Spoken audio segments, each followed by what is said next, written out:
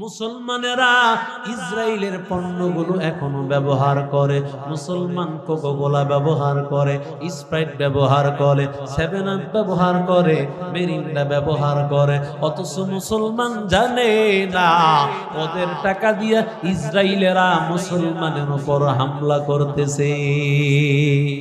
ছাত্র ভাইদেরকে অনুরোধ করব, আল ইত্তেহাদ যুব সংগঠনের ছাত্র ভাই, আপনারা একটা লিস্টি নিয়ে সমাজের প্রতিটা জায়গায় জায়গায় ছড়ায় দিবেন।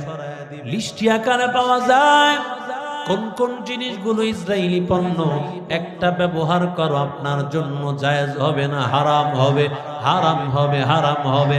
আল্লাহর কসম জায়েজ হবে না, কোনোভাবেই জায়েজ হবে না। কারণ আপনার প্রতিটা টাকা পয়সা দিয়া ওরা মুসলমানদের উপর বোম্বিং করে, ঠিক কিনা?